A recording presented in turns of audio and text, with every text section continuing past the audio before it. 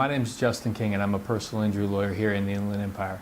I want to talk to you today about just a few things involving your medical treatment after you've been involved in an accident.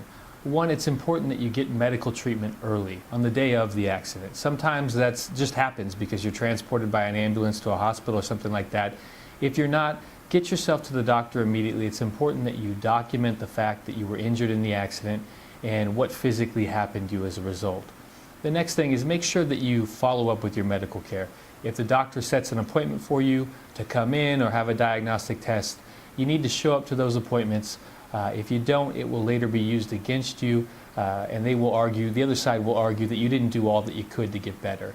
The next thing is I often have clients come to me and say that their healthcare provider has told them that they cannot bill their health insurance because they were involved in an accident. That is completely inaccurate.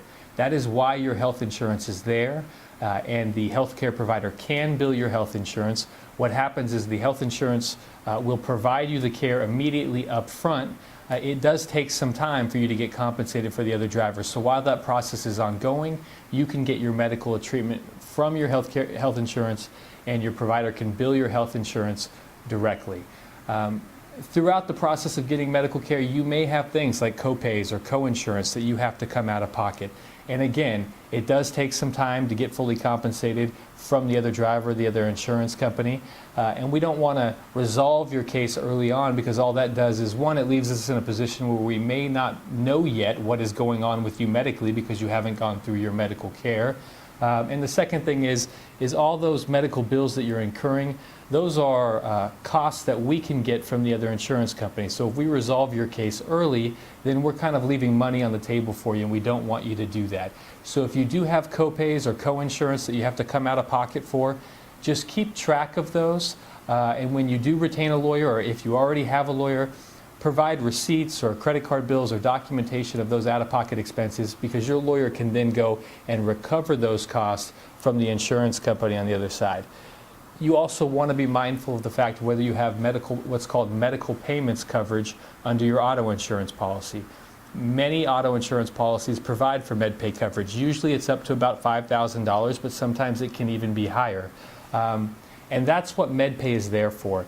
It's an immediate no-fault remedy for you to, or for your lawyer for you, to get money from your auto insurer up to the limit of the $5,000 limit or whatever your limit is, so that you're not out of pocket in the meantime for those co-insurance payments or those co-payments while we pursue the action to get money back from the other driver. The other thing is clients always ask me, Justin, is it better to treat with a doctor that you recommend to me on a lien basis, which means they treat now and they get paid later after the case settles, or is it better to go through my health insurance coverage? I always tell my clients it's better to go through your health insurance coverage, and there are multiple reasons for that. The first one is just simply a biased thing. If I refer you to a lawyer, or if the lawyer is referred by me, it looks like me as the lawyer is directing your medical care. And I don't want that. I want your doctor to be directing your medical care, and I want the jury to ultimately believe that your doctors are driving your medical care and your medical decisions. The second thing is that medical treater who treats on a lien can then be said to be financially interested in the outcome of the case, because they only get paid when the case resolves. So I want to avoid that, and I want clients to get treatment through their health insurance. Now, that doesn't always work. Sometimes health insurers are very conservative with their treatment, and they won't do the necessary tests that are needed to find out fully what is going on with you physically. Another thing kind of creeps in, and that is that medical treaters tend not to really care why or how your injury happened. They just want to treat your injury itself. And so they may not do various diagnostic tests that will show why or how your injury happened. Now, for you personally, and for your lawyer, and for your case, it is critically important why and how your injury happened. And therefore, if you are getting medical treatment and you are facing either of those two conditions where you don't feel like you're getting complete care from your provider, or they aren't doing the diagnostic tests that they need to find out how or why your injury happened, then talk to me or talk to your lawyer, whoever your lawyer is, and tell them that, because we do have medical providers that are very qualified, very good medical providers that can treat on a lien.